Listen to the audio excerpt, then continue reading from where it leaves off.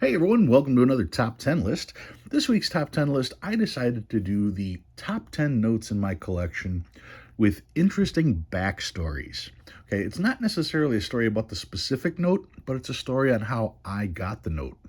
That makes the note that much more valuable to me compared to anybody else, but maybe these will also give you some insights on ways you can get notes into your collection.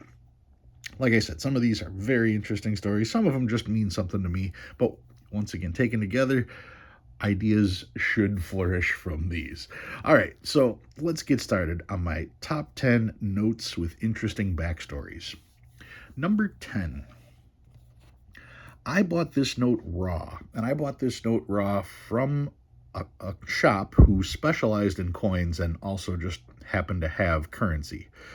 They didn't know a whole lot about the note, and to be honest, when I saw this note, I was convinced that this was not real. What am I talking about? This particular note, when you look at it, it has a serial number on this side, but there is no serial number here. And if you look, you can see the impression of the serial number. There's just no ink there. So my first thought in seeing this note was that it was some type of obstruction errors, some type of obstruction error. The thing is that here you have the signature and here you don't. And you do have the Washington, D.C. and the 10 here. Well, I was under the impression that the signature would be printed at the same time as it says Secretary of the Treasury, as well as the same time as it says 10 in Washington, D.C. I thought the signature would be part of that. So, I mean, I can understand the obstruction blocking the third print, the green, but I didn't understand how the obstruction would block the signature only. To me, that meant there had to be some type of paper, just a paper sliver to block the name. So in seeing that, I just assumed that this wasn't a legitimate error because it didn't make sense. The store owner agreed with my assumption and didn't. That was kind of along the lines that he was thinking. He even showed it to me at first, saying, "I'm not even sure if this is a real error," and he had it priced at like $40. So I took a chance and I bought it. And when I had an opportunity to send it in with a bunch of errors, I sent it in. And of course, as you can see, PMG graded it an actual error, insufficient inking error. So I was able to get this from a dealer because between the two of us, we were both convinced it wasn't real. Yet PMG says, nope, that most certainly is. I guess for this particular year, and that's the thing, because the series is also missing on here. It took a little bit of time to figure out the actual series. This was 1950. And I think what we discovered was at the time the third print, where you had the seals and the serial number, also included the signatures. So with this side being obstructed, that's why you didn't get the signature or the series number, because that's the stuff that would change. The rest of it wouldn't. I believe in current notes and even notes shortly after this, throughout the 60s and 70s, that procedure changed. But at this particular time, that's what happened, and that's what the error was. So there was an obstruction here blocking the third print, and the signature in the series was part of the third print at that time. So that one is number 10. Number 9. This is my 1882 $5 brownback. $5 brownback, not in the greatest condition, but I was able to get this and it was affordable. And I really wanted to get a brownback because I knew it was one of the top 100 notes. So when my friend Dan from Polar Currency came down and we went to Schaumburg for the show, that's when I picked this up. And in his video about that Schaumburg show, you can actually see me purchasing the note in part of his B-roll. So that was kind of cool. So yeah, this note means more to me than just your average note because I got to get it while Dan was there, and I went to that show because Dan came down, and it's forever immortalized on his channel there. So that's just a cool thing about this particular note and why it means more to me than the average note does. That one is number 9. Number 8. This is an 1864 $500 Confederate States of America note. Now, this was one of my earlier purchases, and I always wanted to get one of these, but I wasn't aware of what made a note counterfeit. I wasn't able to spot counterfeits back then. So I was afraid to buy a larger denomination note, especially when you're talking about the price. Now, I paid too much for this note. I know that. I don't care because I was on vacation in Vegas. And when I checked into the hotel, I just happened to notice a sign that says, "Oh, go into the ballroom. We have a coin and currency show going on." So I didn't even realize there was a show at my hotel that I checked into in Vegas. So I had to go to check out the show. And when I saw this, I thought, well, what better souvenir? Now, once again, I knew that I was paying too much for it. I didn't really care because one, I wanted a souvenir from Vegas, and two, I wanted one of these notes, but the note I wanted to get, I wanted to make sure it was graded so I knew it was authentic. So when I saw this there, I pulled the trigger on it. Once again, I know I overpaid, but the story behind the note is why I like this note so much. I have gotten other ones of these, and I kept this one and sold the other ones because this particular note just means that much more to me. So that one is number 8. Number 7. When I was a poker dealer, one of the players knew that I collected currency, and his wife worked at a bank, and she had pulled this note from circulation. And he brought it into me and said, "Hey, would you give me what would you give me for this?" And I made him an offer, and he accepted the offer. And I ended up sending this note in with my other errors for grading. So that's how I remember this note. I remember a player at one of the poker tables talking to me about this note. You can see here, it's got the cutting error. What happened was this corner got folded over, and then they cut the note, and then they unfolded the note once it hit circulation. So something you don't see very often at all. You can see it did get a 35 EPQ with a cutting error designation. And I thought this was just a fascinating note. And because a player heard that I was a collector, he brought it to the casino. And I'm not allowed to take money on the floor. So I think I actually met him in the bathroom to do the exchange just to make sure that I wouldn't get fired in the process. And lo and behold, because of COVID, they fired all the dealers anyway. So at least I got this note. Anyway, that one is number 7, 10987. Number 6. This is an 1896 $2 educational. And if you look at it, it looks beautiful. And when I bought the note, I thought it looked beautiful as well. And I bought the note ungraded. Once I purchased the note, seconds after I purchased the note, I then turned to the dealer and I said, "I'm not going to take the note home. I would like it graded." And he's like, "Are you sure you want it graded?" And I'm like, "Yeah, this note is spectacular. I want it graded." So he sent it in for grading for me. Now, the price I paid for this note, I thought was really cheap based on what I thought the grade was. But when you look at this note, I don't know if it's going to show on camera or not, but the image of the face is the tell. And you can kind of see here and you can kind of see here. This note had been cleaned and pressed. So when I look at this note, to me, this note is a 40. At a glance, this note is easy a 40, maybe higher.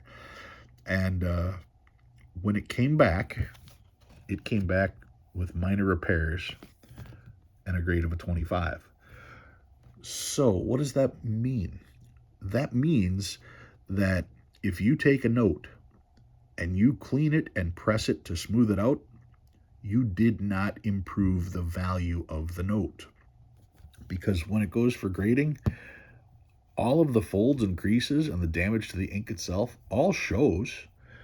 The note may be bright and flat and crisp and everything else, but when you press a note, that also presses the ink into the paper, which means that it no longer is standing up off of there. So it's a very easy tell. When you grab it and feel it, you can feel that the note has been pressed versus feeling the ink that's risen up out of the paper. So I bought this not realizing that it had been cleaned and pressed. And the guy I bought it from never said it was cleaned or pressed, but he did try to dissuade me from sending it in for grading. Even with the grade that it came out, it was still a heck of a deal for me. But I always found it interesting that I had the feeling that this guy knew the note was cleaned and pressed and just didn't bother to say anything. Anyway, that one is number 6. Right? Nope. 10987. Yep, number 6. Number 5. This is an 1899 mini porthole, $2 bill mini porthole. Yes, it has the corner torn out of it. Not in the greatest of shape, but you know something? These are getting expensive, and these are getting hard to find. Mine has I don't know if that's tape that's on there or just the residue. I haven't taken it out in a while, so I'm not even going to worry about it. Anyway, $2 silver certificate, 1899 mini porthole. If you don't have one of these in your collection, be sure to get one. When I saw this note, I was at an antique shop that was going out of business. Antique shop, resale shop, something like that. And in the back corner, they had a case with all kinds of silver coins, and they had this note there. They might have had one or two other, lesser notes, $1 silver certificates that are, from 1935 or whatever. And I think they had some of the small sized red seals as well. So not a huge collection of currency. They mainly had the coins, and they had this note. And I remember walking in and seeing the sign said everything is 50% off. So even though I had my books, I did not want to look like I didn't want to look like I was trying to be nitpicky. When I saw 50% off of everything, I said, I will take this, and just pointed all the coins and this note.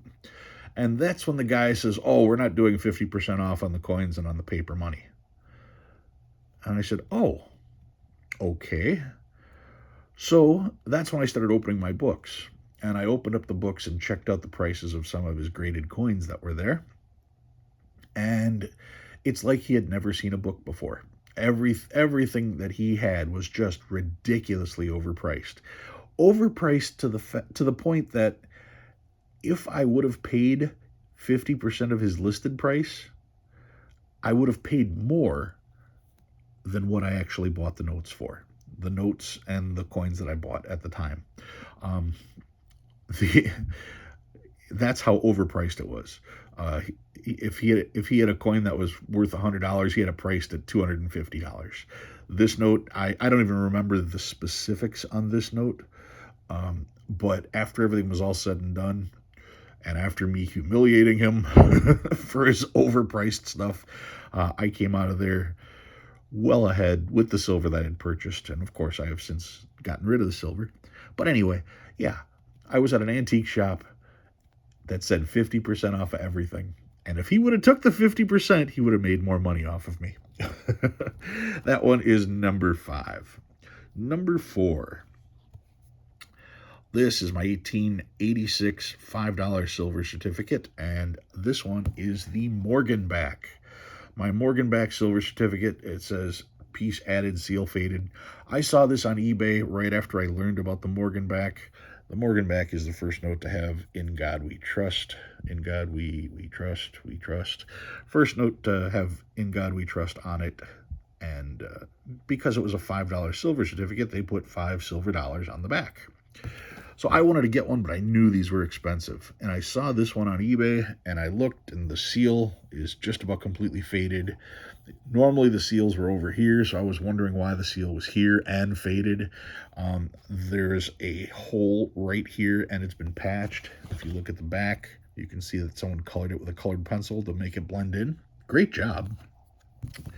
Anyway, I paid like $700 for this note. And that was a pure gamble, because when I bought it, I was not sure if it was real. It was raw, and I bought it. I was so happy to get it. But then when I did send in some stuff for grading, I decided I'm going to take a chance. I'm going to send this in, and I'm going to see if it's real or if it's fake. And to my joy, it came back real. They graded it 15 net because of the holes and because of the faded seal, but it was real. That means that I got a huge steal on this note. I don't mind the hole because it's covered so well. I don't even mind the seal there. I just think that this is a great example of one of these notes, and I was very happy to get it. That one is number 4. Number 3. Number 3 is an 1869 $1 legal tender, a rainbow note.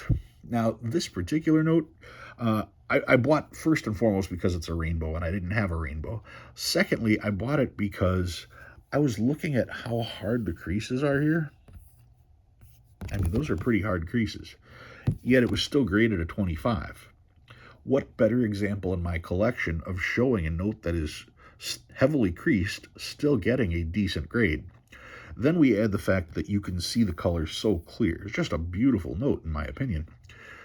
1869 $1 legal tender. What made this so cool is I purchased this on eBay, and it turns out that the seller was local, well, at least semi-local, and I was able to drive out and meet him for the exchange. I gave him the money that way, and I got the note from him by hand. Granted, it was kind of creepy going out into, I met him at a McDonald's on the interstate. So it turns out that he was a fan of the channel. He knew who I was, and that was kind of cool. Just randomly buying something off of eBay and finding someone who watches your stuff. So that was really neat, and that's how I remembered this note. I think he also gave me a discount because we ended up meeting in person, so we didn't have to pay the shipping, so I know I got that knocked off as well. Anyway, 1869 $1 legal tender in my collection. That's the cool story behind that one. Number 2. This is my 1899 $1 silver certificate, and I bought this when I went to one of those places. You'll see these buyers or buying events. Bring your old coins, bring your old baseball cards, comic books, anything of value. Bring it, and we will buy it cash spot on the, we'll buy it right away. You see these things in newspapers. What they do is they go to hotels and they rent out one area of the ballroom, set up a table or two, and invite people to bring stuff in that the average person doesn't know what it's worth. And they will lowball the people and try to pick up the items. So I brought some stuff. It was clear that I knew what I was talking about, and the guy that I was talking with didn't know. I knew more than he did.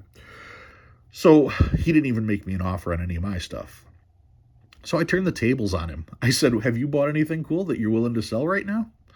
And he pulled out this note here, which was not graded. It was raw.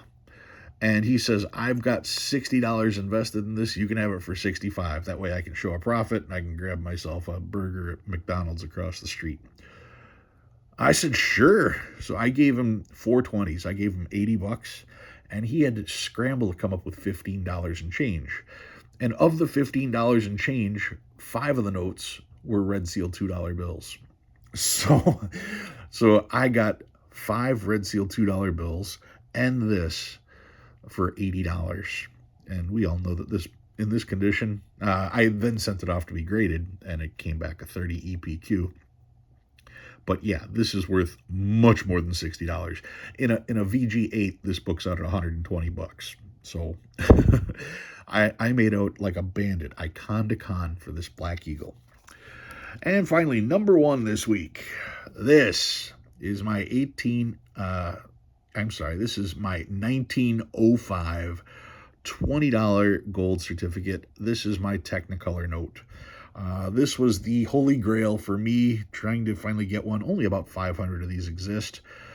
You guys know how much I love this design. The very first note I ever bought was the 1922 gold certificate.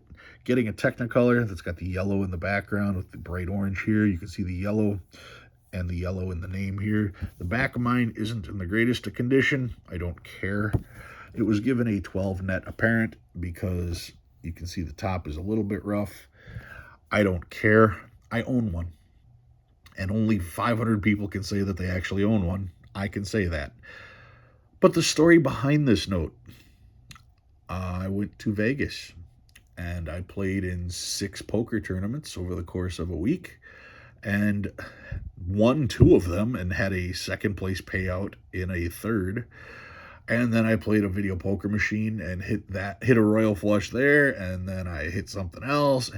I just had an incredible run on a particular Vegas trip, and I told myself, When I get home, I've always wanted one of these.